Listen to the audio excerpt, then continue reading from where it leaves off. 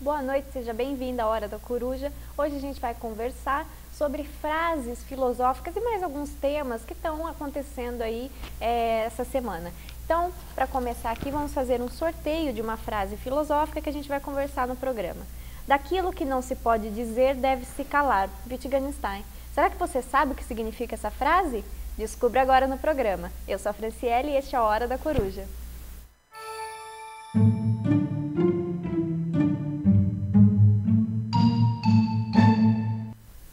Boa noite, seja muito bem-vindo ao nosso Hora da Coruja. Boa noite, Paulo.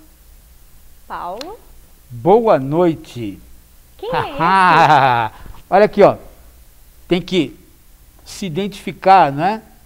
Quem tá de máscara? Não, eu não vou me identificar. Não vou me identificar, vou continuar de máscara por uma razão só. Tornar a máscara ilegal é inconstitucional. Nós vamos continuar protestando de máscara. Sacou? É isso. Esse é o meu recado para você hoje. Muito bom. Recado dado então, né? E agora nós vamos conversar um pouco sobre filosofia. O que nós pensamos para a Hora da Coruja hoje? Todo mundo conhece várias frases de filosofia famosas, como essa que eu li agora no começo do programa, que é do filósofo Wittgenstein. Mas nem sempre a gente sabe o que essas frases de verdade significam. Então nós fizemos um baú filosófico aqui hoje, como vocês podem ver aqui, ó, com a minha corujinha. E neste baú nós colocamos todas as frases mais conhecidas da filosofia. Eu vou sortear essas frases e a gente vai conversar um pouco sobre o significado delas. Lembrando que se você tem alguma frase de filosofia também que você quer entender o verdadeiro significado, você pode mandar uma mensagem para mim. Logo aí embaixo do vídeo você coloca o seu nome, e-mail, lembra de colocar o e-mail, porque a gente faz sorteio aqui no programa de brindes. Então você pode estar ganhando livros do Hora da Coruja, CDs, DVDs e muito mais coisas. E tem pergunta hoje também. E tem pergunta também, a gente responde aqui para vocês. Então nós vamos começar hoje com a frase que eu já sorteei. Daquilo que não se pode dizer, deve-se calar. Isso daí dá um... Nós vamos fazer um ping-pong nessas certo, frases, né? Rapidinho. Vamos rapidinho com elas.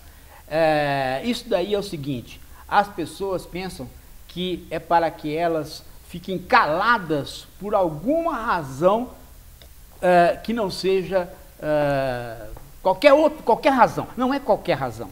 Elas vão ficar caladas porque elas não podem falar. O que elas não podem falar? Essa é a questão. Do que não se pode falar? O Wittgenstein está dizendo isso como uma frase que pode ser aplicada a tudo? Não. Essa frase só pode ser aplicada, Fran, à questão metafísica. Ou seja, nós podemos falar daquilo que é possível de dizer verdadeiro ou falso. Daquilo que você não pode pôr nessa bipolaridade, verdadeiro ou falso, nós não podemos falar. Nós ficamos quietos em relação àquilo que nós não podemos fazer, o verdadeiro e o falso. Então, na verdade, Wittgenstein deu um chute no saco da filosofia de 2000 anos, não é isso? É, porque a filosofia não pode falar de tudo, como ela vem falando. Né? A filosofia pode falar de algumas coisas. Né? O que nós não podemos falar? Aquilo que eu não posso afirmar nem negar. Então, toda vez que eu saio deste campo palpável, objetivo da negação e da afirmação, eu estou num campo que o Wittgenstein vai chamar de místico. E disso não se pode falar, disso tem que se calar. Mas se calar por quê? Porque aí nós vamos o quê? Sentir, pressentir. Então não é que você está sem espaço, você está com muito mais espaço. Por quê? Porque daquilo que não se pode falar tem que se calar, mas o silêncio, no silêncio há muito sentimento, há muito pressentimento, há muita coisa. Né? E aí tem todo o campo ético-religioso que o Wittgenstein vai abraçar. Muito bom. Então vamos aqui pedir licença para a nossa corujinha, no nosso baú filosófico, vamos sortear aqui outra frase. Vamos ver. Ou vieram duas. Essa é muito boa, é do Paulo Freire essa. Que é assim, gente, essas frases que a gente escolheu são aquelas frases de camiseta. Aquelas típicas de filosofia que todo mundo tá sempre falando, coloca mesmo em camiseta, cartaz meu Deus, como chama aquele lugar onde os estudantes ficam, assim, de universidade pública? Cartaz de quê? Eu não queria DCE? falar. DCE, isso, coisas assim. Ninguém educa ninguém. Ninguém educa a si mesmo. Os homens se educam entre si. Essa é uma daquelas frases que a gente vê em todo quanto é canto, inclusive vê em muros, né? Põe no muro, né? Quer dizer, é lindo, né? Que o Paulo Freire usa para pichação, é um negócio fantástico. Ninguém educa ninguém significa o quê? Que não tem uma relação específica, né, entre alguém que ensina e alguém que aprende. O que é que existe? Existe duas pessoas conversando, fazendo uma investigação sobre um assunto. E elas, nesta investigação conjunta, podem então aprender. Na verdade, o que o Paulo Freire está dizendo é exatamente o método socrático. É gozado, Fran, porque as pessoas pensam que filosofia é um embate de discussão de um com o outro. Gente, isso é uma ideia pueril de filosofia. Filosofia não é um embate de discussão. Quem discute, quem disputa em filosofia, não está fazendo filosofia. O sofista é que disputa. Né? A sofística é que é um combate de retórica. Não confunda a atividade do parlamento, da política, com a atividade filosófica. Tem um monte de gente pueril, infantil em filosofia, que pensa fala assim, por que você não vai debater com fulano? Não vou debater com fulano, porque filosofia não é debate. É investigação conjunta. Desculpe cortar, mas essa ideia ficou porque as pessoas ainda acreditam que o filósofo está sempre em busca da verdade. Então, se eu sou o filósofo e eu tenho a verdade, eu preciso debater com outro filósofo que também tem a outra verdade para provar que ele está errado, ou que, né? Ou então, quer dizer, que um dos dois só que vai ter a verdade absoluta. Só que o filósofo, exatamente, não é esse cara. Exatamente. Né? Ele não é o sábio, ele é o amigo do saber. Sim. Portanto, ele não tem... Se ele fosse o sábio, ele não precisaria mais fazer a investigação. Mas o elenco, o método socrático, não é um combate um com o outro, como as pessoas pensam. Não é para você convencer o outro e nem derrotar o outro. Isso é trabalho do sofista. É que você não sabe uma coisa, então você vai fazendo questões para o outro, de modo que você mesmo possa pensar junto com ele qual o caminho para se chegar ao que você quer como resposta. Isso é o trabalho. Então, os homens se educam conjuntamente. De 2, de 3, de 4, de 5, de 20, de 10, de 1000, se educam conjuntamente na investigação conjunta e não no embate. Porque o Paulo Freire é quem fala pra gente sobre a educação bancária, que é aquele que tem um professor, tem um aluno, o professor vai lá e fica depositando conhecimento na cabeça do aluno. E enquanto aluno, as pessoas acabam esperando isso, né? Você tem um professor que coloca o aluno para pensar em sala de aula, pensar junto com ele, pensar junto com ele. O aluno fica irritado. Não, fala logo a resposta aí, professor. Exatamente. Eu não sei, eu estou fazendo investigação conjunta com você. O que eu sei é a metodologia. Então eu estou conduzindo a minha investigação e você vem junto para você aprender a metodologia de investigação, mas o resultado eu não sei. E é incrível, né? Quando as pessoas falam, Paulo, por que você não debate com fulano? Que debater, cara? Você não está entendendo nada. Eu não sou político, não sou sofista. O filósofo é como o cientista nessa hora, faz investigação. Só que o cientista faz no laboratório, o filósofo já carrega o seu próprio laboratório, né? Que é a linguagem. O laboratório se forma entre ele e o outro. Né? Fazendo questões um para o outro, é que eles vão fazer questões para o mundo. E aí vai fazendo a investigação. Quem não tem essa experiência que pensa que filosofia é o debate. Né? Eu fico irritado quando as pessoas falam isso, porque é uma inversão total do que é a filosofia. Né? É verdade. É como se alguém fosse derrotar o outro num debate. Né? Ridículo. Bom, quer sortear uma? Não, pode sortear. A ideia de sortear, viu, gente? Por que sortear? Né? Exatamente para a gente poder fazer o programa de maneira espontânea. Sim. Porque se você tem questões preparadas, com respostas preparadas, você tem uma aula. E televisão não é aula. Então a gente inclusive, sorteia para que as coisas sejam espontâneas. Inclusive fui eu que escolhi as frases dos filósofos. O Paulo nem está sabendo, eu gosto de fazer isso, que eu pego ele de surpresa. Aí as respostas ficam bem melhores. Porque aí a gente pode conversar. Inclusive vocês pegam. Vocês têm que ter a mesma surpresa que eu, senão a gente não faz a investigação conjunta. Exatamente. Agora tem um dos meus filósofos favoritos. Não. Freud. Freud. Se queres viver, prepara-te para morrer. Ah, essa aí eu não sei, essa aí eu vou jogar para você. Você que deve saber isso. Não, o que eu sei é o seguinte, né? Se queres viver, prepara-te para morrer. É o seguinte, né? Que quando você está... quer dizer, nessa história aí, quando você está vivendo, você tem duas coisas que te causam angústia, né? Uma é que você, diferente dos outros animais, toma consciência da sua finitude. Sim. Né? Nós não temos como evitar isso. Em determinada idade, nós tomamos consciência da nossa finitude. Né? Então, isso passa a ser uma angústia para você. Né? E a outra questão é que você toma consciência também da finitude dos outros. Então, você fica o quê? Precavido contra o amor. Exatamente. Porque você sabe que se você se apaixonar por outro, o outro também, isso também vai ser finito. Na verdade o amor... Porque o outro também vai desaparecer, ou o amor vai desaparecer. Exatamente, o amor tem duas finitudes, né? Ou o amor, você sabe que quando você começa a amar uma pessoa, você sabe que ou o amor vai acabar uma hora, ou então você ou a outra pessoa vai acabar. Então dessa forma o amor também vai acabar. Né? Então você fica com angústia. Você tem a angústia de se saber finito, mas você tem a angústia na hora que você fala, me sei finito, estou angustiado. Aí quando você começa a poder trabalhar, a poder lidar com essa angústia, vem a outra, ou seja, aquela que você se apaixona, e aí você fica sabendo que o outro vai desaparecer, né? Ou que o amor vai acabar antes, mas de qualquer maneira vai acabar. Então aparece a angústia de novo. Né? É nesse sentido que o Freud fala isso, mas essa frase tem uma parecida com essa no Platão, que tem um outro significado, né? Que é aquela que é o Montaigne que diz, mas é platônica, né? Vem lá do Platão, que é aquela uma do filosofar é morrer aos poucos, né? Aprender a morrer aos poucos, né? Mas aí é outra coisa. Mas vamos ver se tem essa por aqui, né?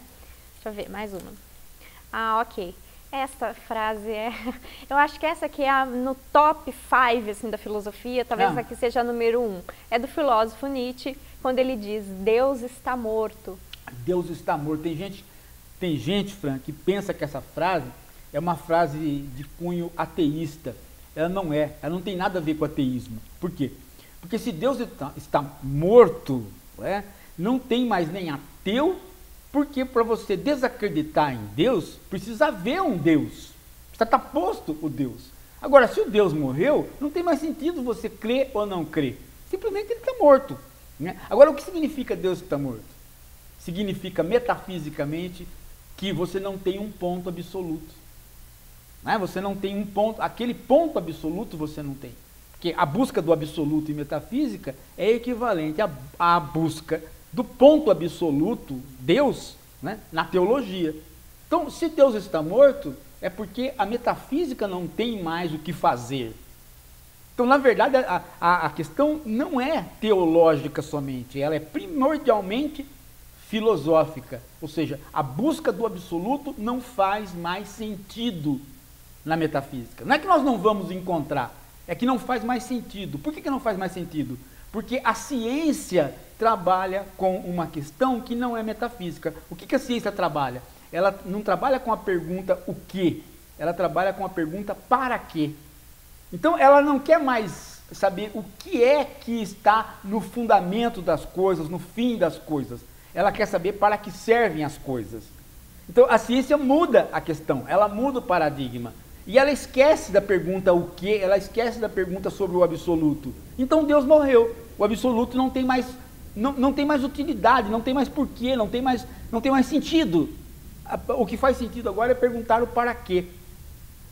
Qual é a filosofia que entra nesta época de apogeu da ciência, século XIX? O positivismo, que é uma filosofia que não vai buscar mais o absoluto. Ela simplesmente vai dizer ela vai aplaudir a ciência. Ela vai dizer, não, é isso mesmo que a ciência está fazendo, é o correto. Né? Então, é nesse sentido que o Nietzsche aparece no final do século. Mas também tem um outro sentido. Qual? Tem um outro sentido que às vezes eu não comento com vocês, hoje eu vou comentar. Que é, se Deus está morto, não existe mais a perspectiva a partir do olho de Deus. Não é? Por quê? Porque você tem várias perspectivas no mundo, mas você tem uma que abarca tudo, que é o olho de Deus. Não é? Porque o olho de Deus é aquele que vê tudo. É onisciente e onipotente. E vê a si mesmo. Diferente do nosso olho, que vê só para frente, a gente não vê a si mesmo. Né? O olho de Deus não. Né? Ele vê tudo na frente, tudo atrás, e ele também é transparente para ele mesmo. Esta perspectiva do olho de Deus que vê tudo, se Deus está morto, você não tem mais essa perspectiva. Então sobra qual? Só as nossas perspectivas. E daí vem o perspectivismo junto com o positivismo. Perspectivismo e positivismo, eles vêm juntos. Você tem várias perspectivas e você vai adotar aquelas que você acha que são as mais objetivas. Mas as que são mais objetivas não são objetivas no sentido filosófico, são no sentido científico. E no sentido científico é mais objetivo aquilo que tem mais utilidade, né? Que serve para alguma coisa. A sua objetividade está ligada ao servir para alguma coisa.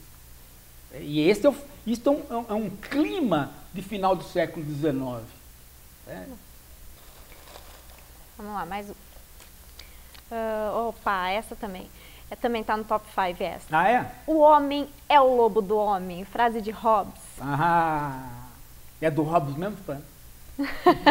Essa frase não é do Hobbes. Né? Quer dizer, o Hobbes utiliza essa frase, né? Mas ela é de leitura do Hobbes. Né? Ela já existia lá no mundo romano. Né? Muita gente acha até que é o Marx que falou essa frase, né? Não é. Né? O homem é o lobo do homem. Em que situação? Na sociedade? Não. E aí já vem outro erro também que as pessoas cometem. O homem é o lobo do homem. Não, se nós estamos em sociedade, o homem não é o lobo do homem. Por quê? Porque o homem é o lobo do homem só em estado de natureza. Que é para contradizer o Rousseau, na verdade. Exato, é um contraponto com o Rousseau. Contraponto com o Rousseau. O contraponto com o Rousseau. Né? O homem é o lobo do homem em natureza. E a gente usa essa frase o tempo todo para a sociedade, né? Ou seja, a sociedade capitalista corrói, come o outro homem, devora todo mundo. Por isso, pode até falar isso, mas não da perspectiva de usar essa frase. Por quê? Porque essa frase do Hobbes, ela tem a ver com o estado de natureza. O estado de natureza não é um estado onde o homem existe naturalmente, historicamente natural, não, é uma idealização, tá? É o homem em natureza idealmente, tá? É o homem idealmente. Então, o homem idealmente posto numa situação de natureza, ele vai devorar o outro. Então, o que ele faz? Ele chama uma assembleia e diz assim, vamos criar uma sociedade. Vamos criar o Estado para que o Estado regre a nossa comunidade? Vamos. Então, o que nós vamos fazer? O primeiro ato é abrir mão de todo o poder de cada um e ceder este poder para um só. E ele, então, vai nos comandar, né? E, enquanto ele nos proteger, ele tem o direito de nos comandar. Agora, se ele tirar a proteção, se ele deixar nós voltarmos a nos comer, ele perde o direito. Ele não pode deixar nós nos comermos uns aos outros, como lobos, como éramos. Ele tem que nos dar proteção individual e manter a paz. Ok? Aí, então, ele tem poder de nos comandar, que é o Estado, o chamado Leviatã. Muito bom. Vou tirar mais um. Outra do top 5, tá? O meu top 5 já vai ter umas 10 frases, mas essa aqui, com certeza, é: a religião é o ópio do povo. Filósofo Marx. Essa vive todo mundo, né? A religião é o ópio do povo. Aí depois também, já a religião já não é mais o ópio do povo é o futebol. Né? Em cada hora tem o seu ópio do povo. Né? É o seguinte, gente, outro problema também, né? o Marx não está fazendo uma profissão de fé no ateísmo. Também não é isso. O que ele está dizendo é o seguinte: o que é o ópio? O ópio é você conseguir sobreviver. Por quê? Porque você chega no final do dia, né, e o dia foi muito duro. Então você vai para a casa de ópio para descansar. Né, para descansar. Então lá você se dopa e você esquece da dureza do dia. Então isso, as casas de ópio, no final do século XIX, nas grandes cidades, elas estão lá para você poder fazer isso. Mas o povo não pode pagar, porque essas casas são caras. Então o povo precisa de alguma coisa, a população mais pobre precisa de alguma coisa que funcione nesse sentido, de descansar a cabeça. Então, onde você vai descansar a cabeça? Hoje em dia na televisão. Você pode descansar na televisão, você pode descansar em muitos lugares, né? Mas a religião é um descanso muito tranquilo e barato. Naquele tempo, agora virou uma coisa tão cara quanto o ópio, tá? Aliás, cobra até mais caro que o ópio.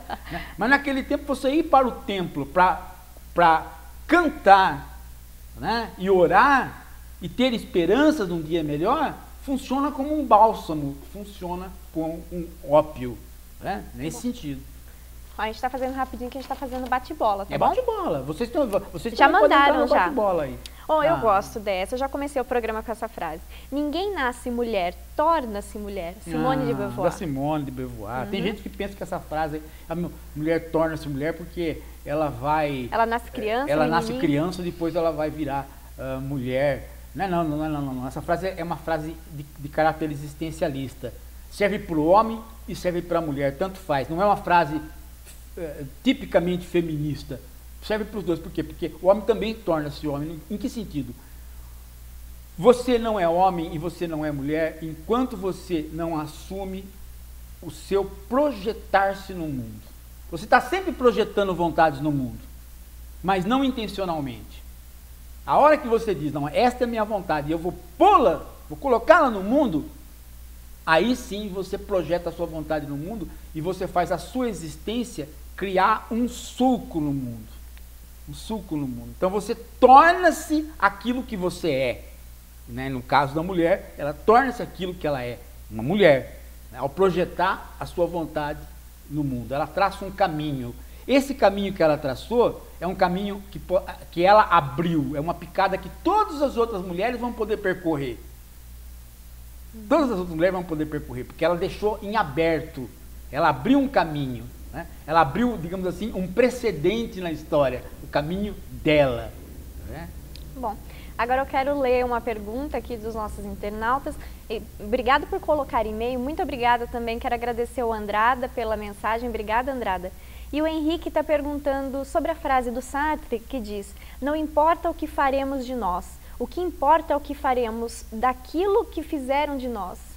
É porque, veja só, nós não podemos projetar a nossa vontade no mundo achando que essa vontade não tem existência. Por isso que a filosofia é um existencialismo. Esta vontade, ela tem existência, portanto ela tem história. Ela foi construída junto com os outros. Ela não é uma vontade que brota e cai no mundo já como vontade. Não. O homem já está no mundo e a vontade que é dele é a vontade contra outras vontades e também a favor de outras vontades. É uma vontade construída. Então, nós somos aquilo que fizeram de nós. Nós temos esta vontade porque nós somos produtos históricos da nossa existência. Mas, sabendo disso, de agora em diante, nós vamos pôr a nossa vontade. Muito bom. É difícil a pessoa dar esse pulo, porque a pessoa sempre acha que o homem existe fora da história. A vontade existe fora da história, a razão fora da história, não. No existencialismo, tudo é produto da existência. Então, você já está na história. Então, se você está na história, aquilo que você chama de sua vontade foi produzida em conjunto ou em confronto com os outros. Muito bom. Depois eu já leio mais uma aqui do pessoal que está mandando. Vou ler uma da caixinha agora. É uma frase do Montaigne. Filosofar é aprender a morrer. Então, eu estava falando Nós dessa acabamos frase. de falar agora um pouco dessa frase.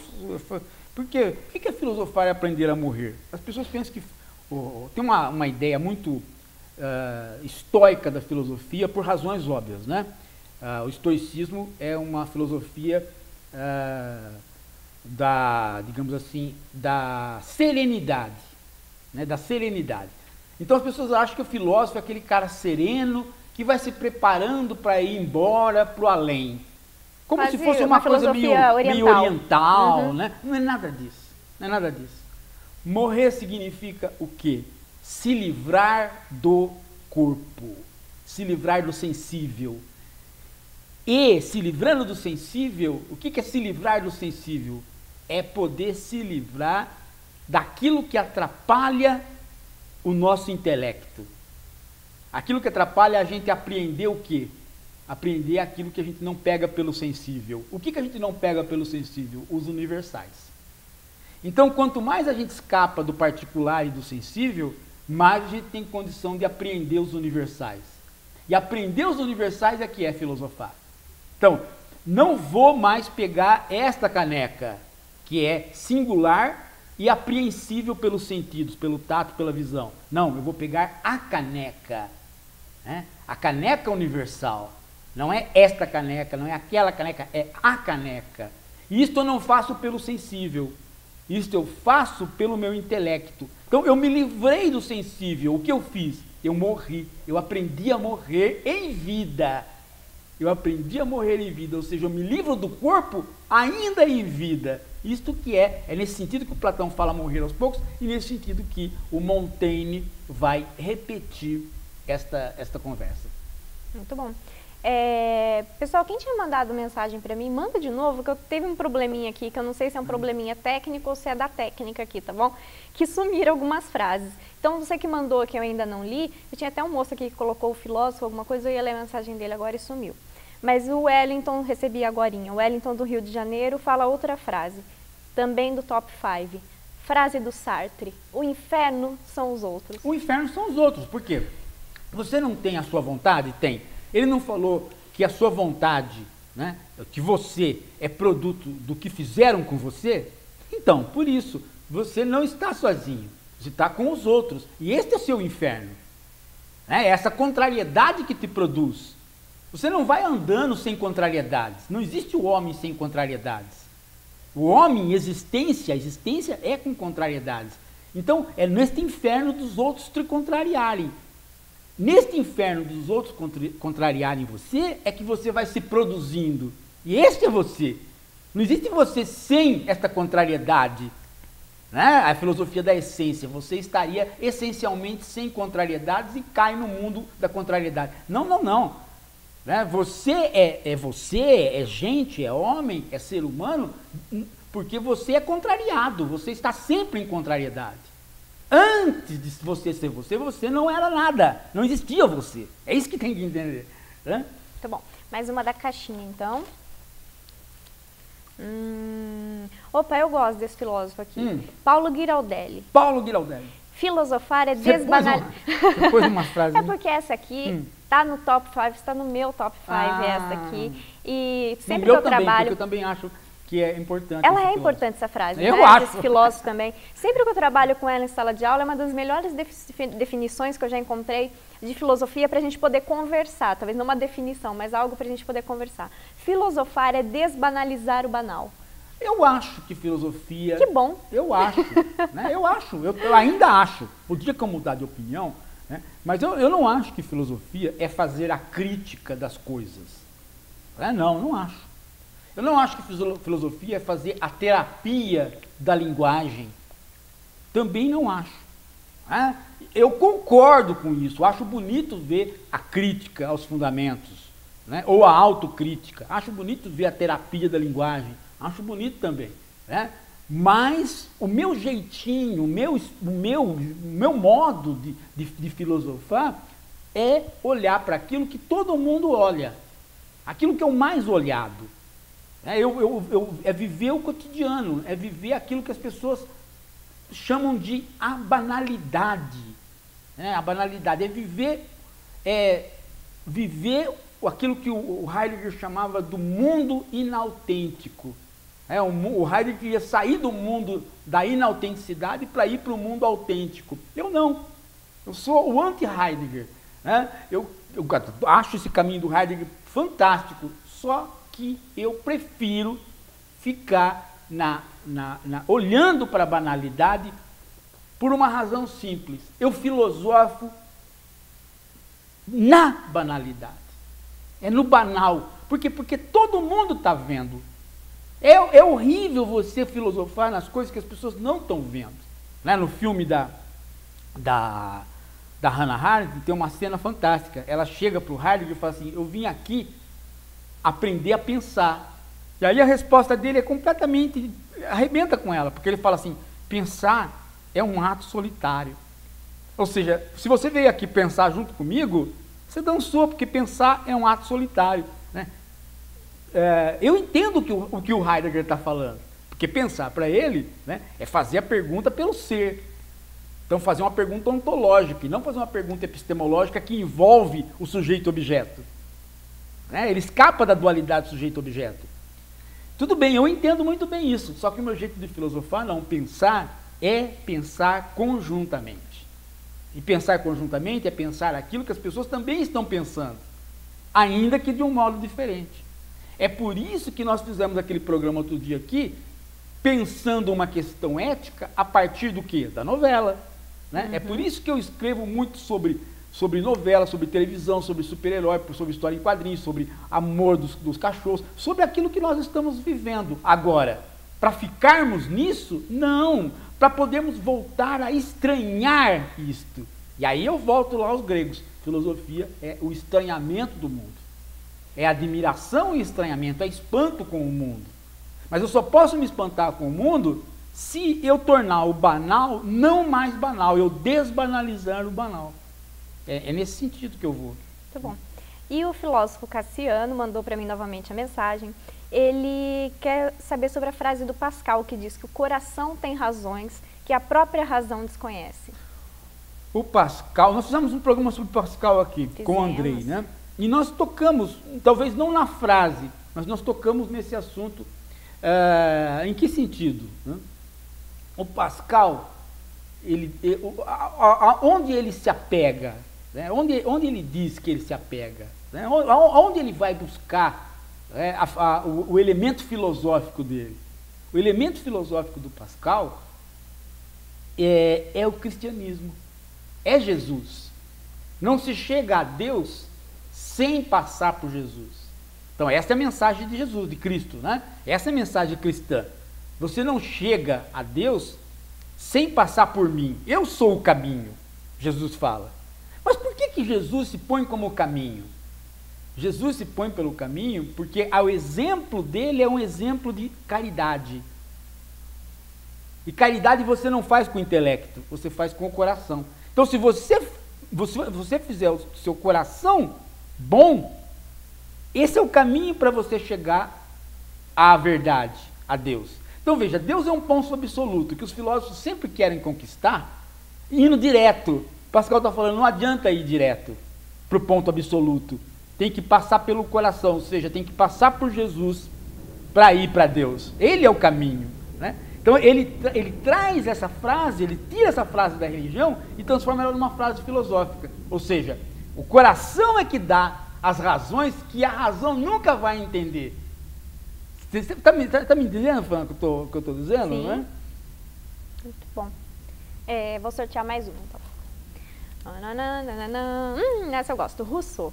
O homem é bom por natureza. É a sociedade que o corrompe? Esse é o contraponto do Hobbes que nós estávamos falando, né?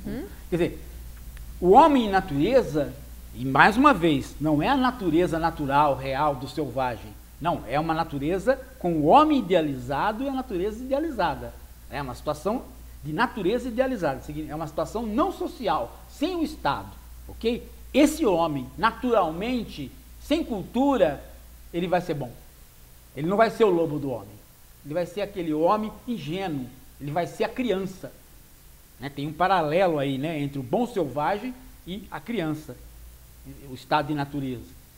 Agora, o homem não vive só em estado de natureza. Por quê? Porque quando acaba as frutas, ele precisa se associar ao outro homem para produzir as frutas. Então ele vai trabalhar. E a hora que ele começa a trabalhar, ele vai criando a sociedade, criando a propriedade privada, criando as leis, então, que devem proteger a propriedade privada, porque um vai falar que isto é meu e aquilo é teu, né? E aí cria-se a cultura. Na cultura, o homem perde a sua ingenuidade. Ele se alheia de si mesmo.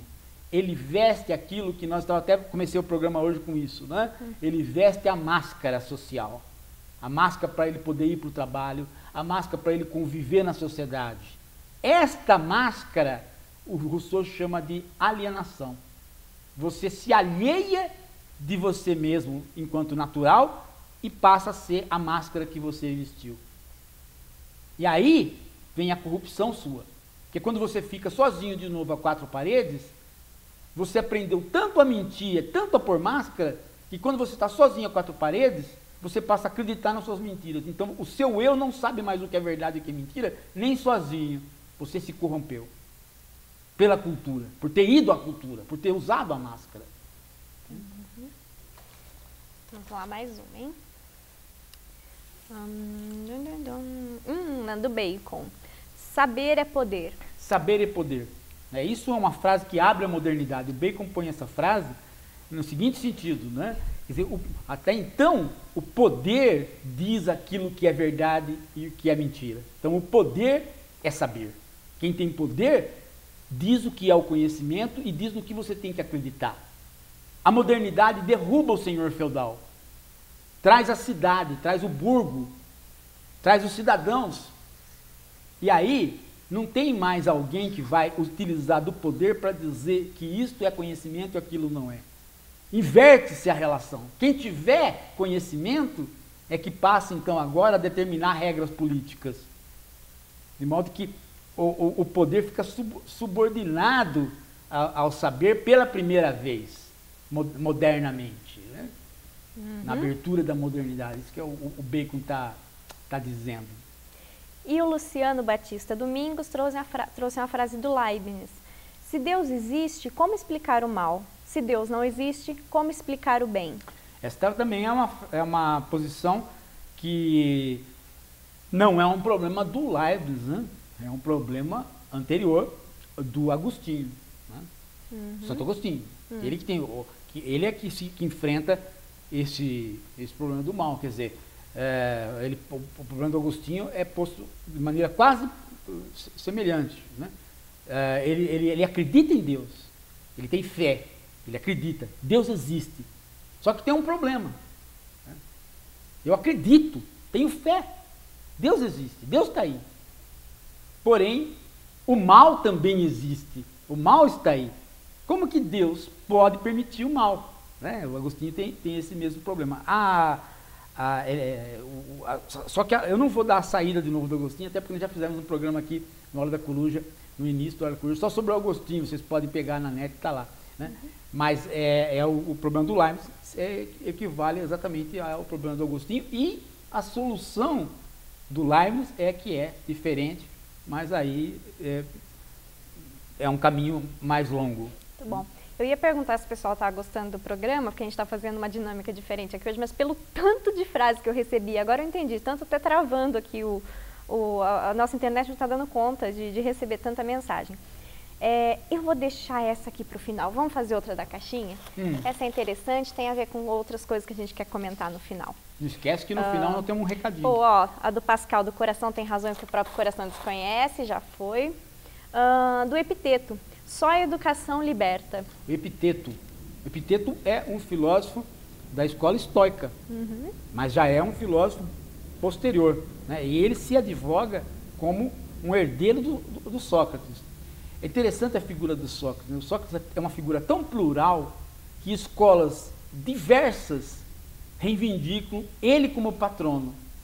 Então, há o hedonismo socrático, né? Há o estoicismo socrático, há o ceticismo socrático da academia. Né? Todo mundo reivindica uma parte da personalidade do Sócrates como sendo patrono da sua escola no helenismo, né? E o Epiteto vai fazer exatamente isso, né?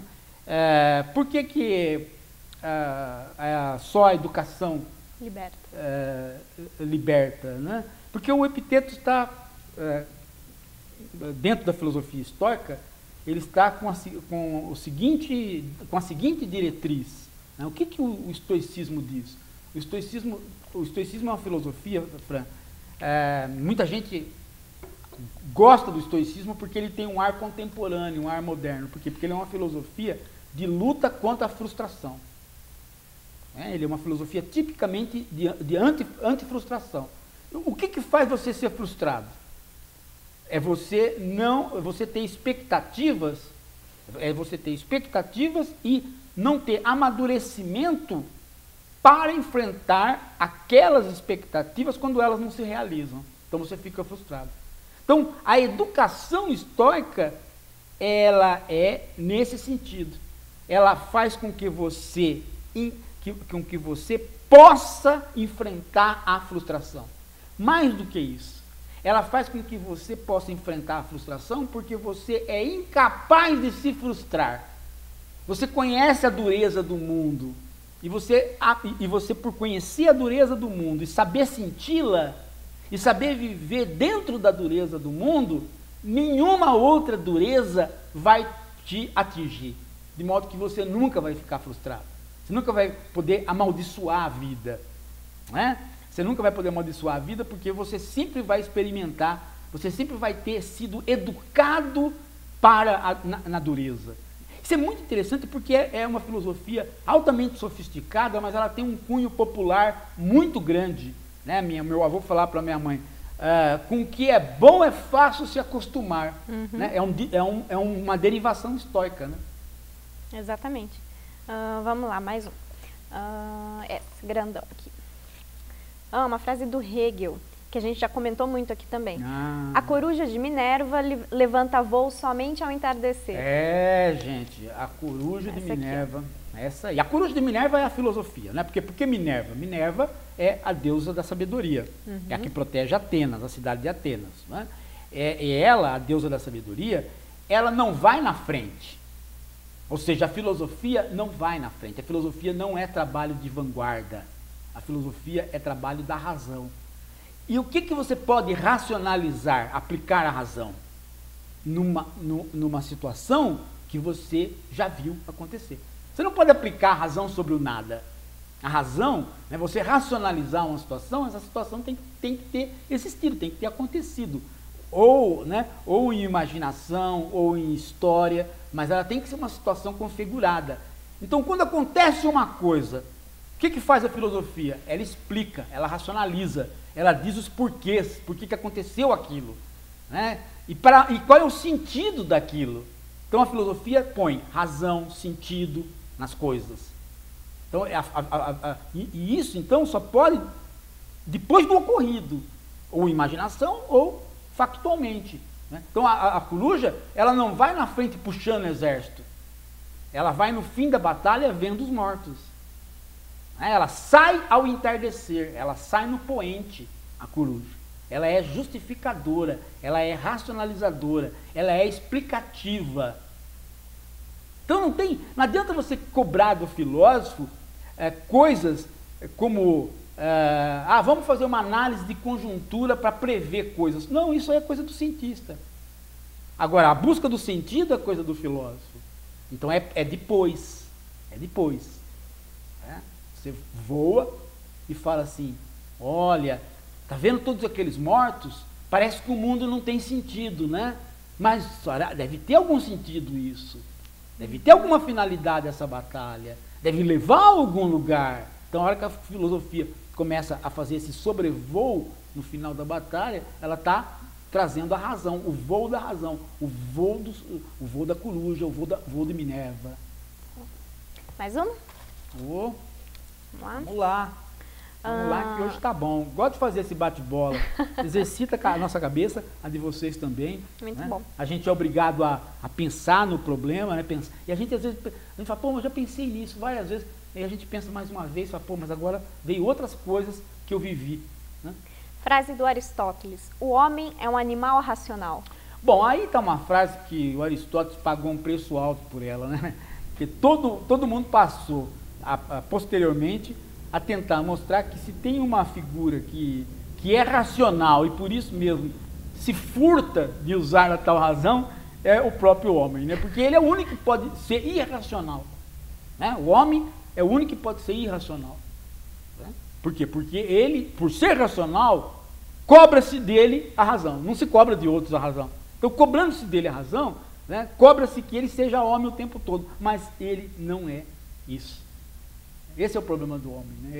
Ele se definiu, quando ele se define como racional, ele passa a ser cobrado por aquilo que ele não pode dar o tempo todo, né, que é a racionalidade o tempo todo. Até porque se ele fosse racional o tempo todo, pelo amor de Deus, né, ele se arrebentaria. Né? Pode mais? Pode. Não que eu quero acabar com todas, hein? Opa! Ó, a quarta frase do top 5 nosso. É do Sócrates: conhece-te a ti mesmo. O conhece-te a ti mesmo, vocês estão cansados de saber, né? Mas tem muita gente que ainda faz um erro fantástico, que é achar que essa é uma frase psicológica, que é o Sócrates fazendo uma introspecção. Não se faz uma introspecção no mundo antigo.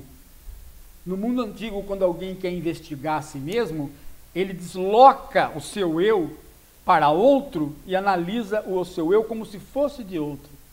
Então, o Sócrates muitas vezes usa de um artifício que é o seguinte: ele, ao invés dele falar que ele está pondo perguntas para ele mesmo, ele diz que ele vai ter que responder para um amigo que mora junto com ele. Né? Ele objetiva aquilo que a gente chama de self.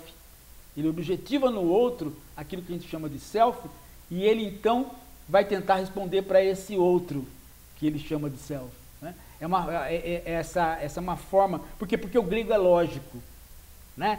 E se você põe o teu eu junto com o teu self, cria um problema de ilogicidade. Qual? Você vai fazer perguntas para você mesmo. Ora, se você vai fazer perguntas para você mesmo, essas perguntas já teriam que ter respostas. Então seriam falsas perguntas, né? Mas não, você faz perguntas para você mesmo. Então o grego, para poder tornar isso lógico, ele transforma este eu mesmo, ou seja, o self, num outro. E aí ele pode fazer este jogo de pergunta para você mesmo, né? Pondo lá no outro. Agora, só que este outro, para ele é um outro mesmo. Não é só um deslocamento. Ele adquire uma outra figura. Então esta pergunta para o outro, né, que é o si mesmo, que é o self, que está lá, é uma pergunta em relação a como que este outro se coloca na comunidade. E não um eu psicológico, mas um eu sociológico. Como que este outro se coloca na sociedade. Né? E daí as questões são sempre em torno da polis.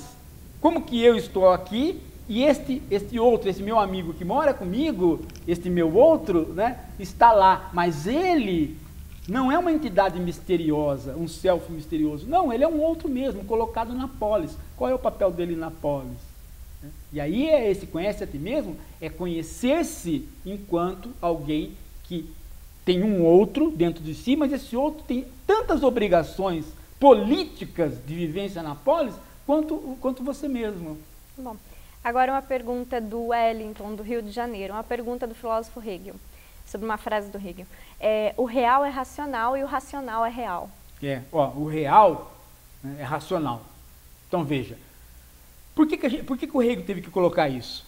Porque ele está dando combate a várias filosofias que separam realidade e racionalidade. Quais? Principalmente o kantismo anterior a ele.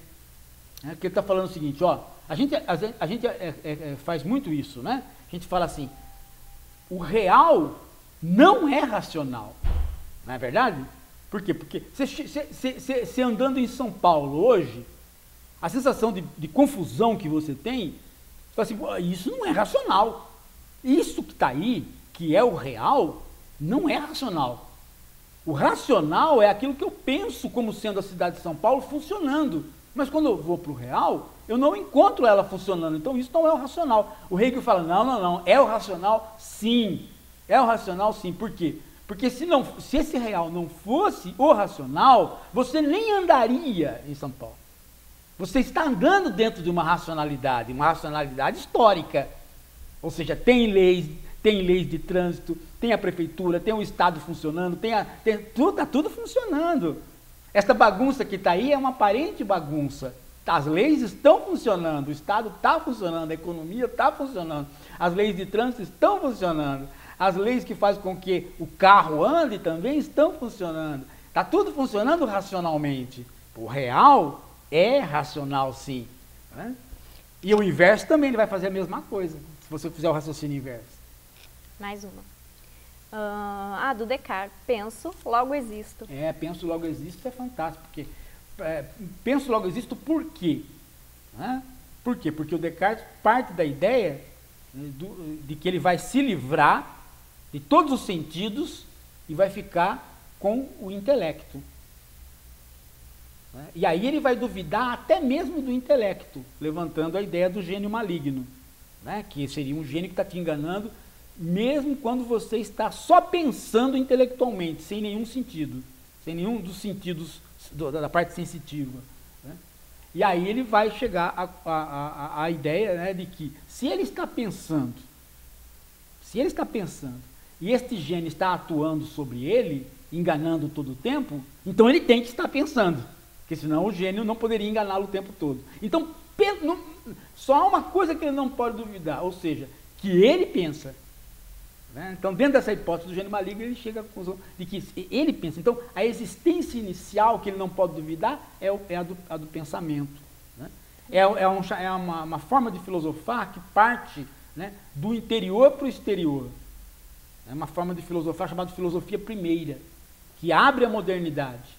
Porque nós vamos ver que outras filosofias não partem da perspectiva da primeira pessoa, ou seja, de dentro para fora. Parte da perspectiva da terceira pessoa, você olhar lá fora, né?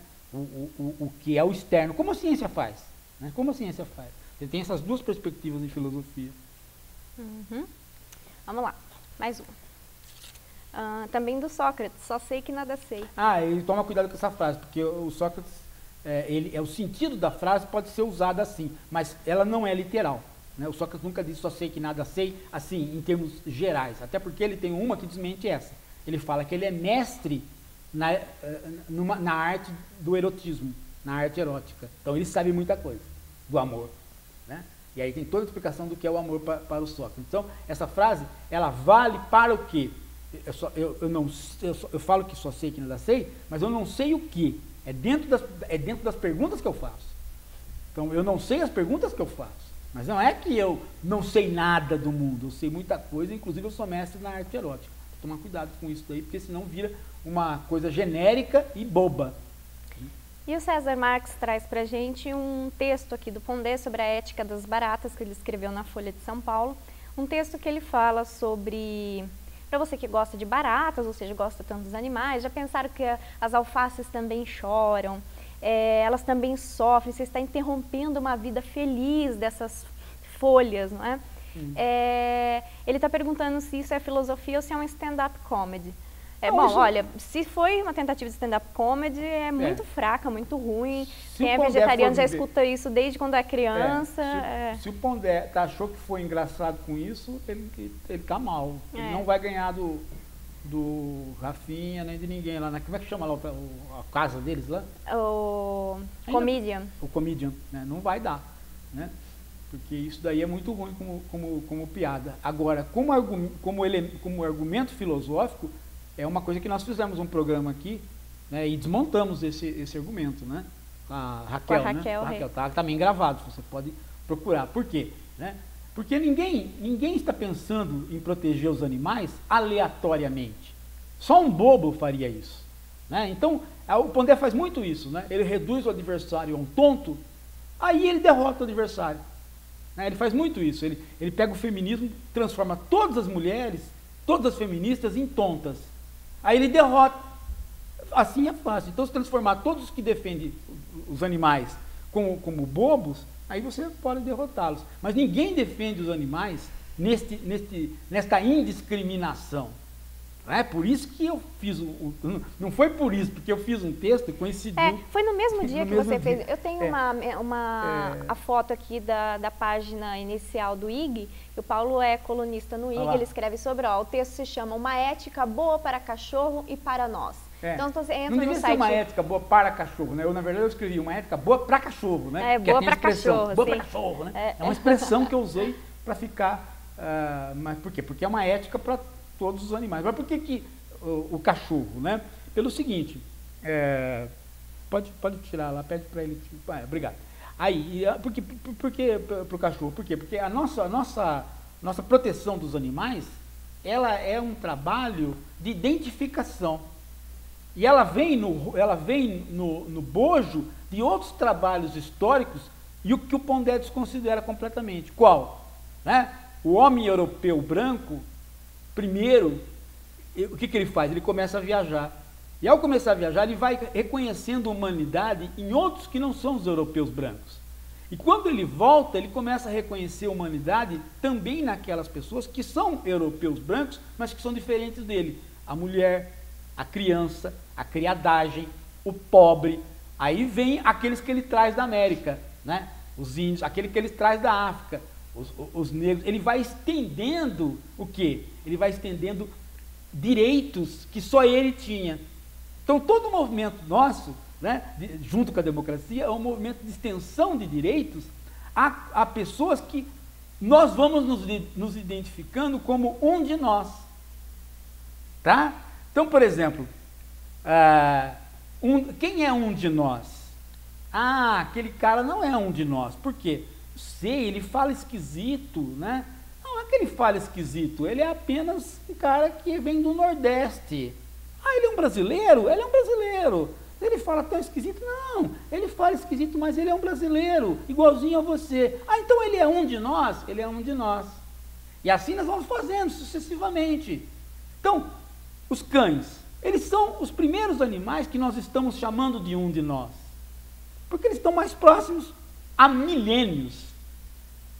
E eles se parecem muito conosco, né? No sentido de que eles têm as nossas expressões, porque eles conviveram há muito tempo conosco, e nós com eles. Né? Então eles vão ser os primeiros a ser chamados a um de nós. E assim sucessivamente. Agora, é óbvio que nós nunca vamos chamar, talvez sim, talvez não, mas as aranhas como um de nós, ou as baratas como um de nós. Talvez a gente não chegue a isto, mas por ter caminhado assim, a gente sabe que no limite poderia chegar. Exato. Tá? No limite poderia chegar. E no limite então, a gente pode chegar a isso. Se no limite a gente pode chegar, que tal a gente pensar isto sempre com esta possibilidade? E ao fazer isso, a gente vai começar a entender o quê? Que as nossas leis não são estanques, que as nossas leis são progressivas. Sim, talvez né? a gente pense logicamente, né? Como por exemplo, olha, eu sei que o cachorro é um de nós, o cachorro é um animal, a barata também é um animal. Exatamente. Será que a barata não é um de nós? Então, talvez, porque ela não é um coisas, de nós do ponto de vista sentimental, né? Mas do ponto de vista do caminho histórico que nós estamos fazendo, ela é um de nós por quê? Né? Porque nós estamos fazendo esse caminho. Porque ela faz parte de um grupo de que a gente quer proteger, que é o grupo dos animais. Como que a gente pode chamá-la de um de nós? Como que a gente pode chamá-la de um de nós? Por identificação. Sentimental, ainda não. Talvez nunca. Mas racional, sim. Por quê? Porque ela está na superfície da Terra, ela herdou o mundo tanto quanto nós, né? Ela nos dá conhecimento sobre o mundo, porque ela é mais adaptável ao mundo do que nós, né? E ela talvez possa sofrer dor, né? O que é uma coisa que nós levamos em consideração, ok? Então veja como a gente vai criando parâmetros para abarcar outras figuras, como por exemplo os robôs, né? O filme como é que chama o filme que você tem que começou com um e terminou com o outro? O que Spielberg termina pro... Não do Parque dos Dinossauros. Não. Qual o filme do Spielberg? O filme que começa com o menino lá que vira robô. Ah, sim, Inteligência Artificial. Começa com quem? Quem que é o primeiro diretor? Não me lembro. Não consigo me lembrar. Famoso lá, meu Deus do céu, nós também... enfim. Esse filme, o Inteligência Artificial, chega uma hora, né, que eles têm que descartar o robô. Por quê? Porque é um robô. né? Só que eles não conseguem. Ela vai deixar o robô na estrada para virar cacareco. É um monte de lata, mas ela não consegue deixar. Né? Ela tem dor na... Então, é essa situação. Né? Então, o Pondé ridiculariza uma situação porque ele não pensou nela ainda, ele não está entendendo ainda. Né? Ele não está entendendo como é que está. O Pondé ele sai da história, ele não historiciza as coisas, por isso que ele cai nesse pepino. Bom, nosso tempo já estourou, mas eu quero agradecer a participação de todos, todas as mensagens que eu recebi e também as frases que não deu tempo de ler. Mas aí também, se você quiser rever o programa, lembre sempre... Faltou a coisa lá, mas faltou a foto lá das meninas. Exato, não deu tempo, a gente passa. Você quer falar então um pouquinho sobre a... Pode colocar a foto então, por favor. É a foto das duas meninas que praticamente apanharam, né? Essas são as duas meninas que, ao meu ver, têm que ser consideradas heroínas. Por quê? Porque elas foram lá na igreja do Feliciano, se beijaram e ele mandou a polícia bater nas meninas e também o pessoal lá. Né? Por quê? Por quê? Né? Ele não pode fazer isso. E está errado. E elas estão certas. Por quê? Porque igreja, se é igreja, é uma situação pública.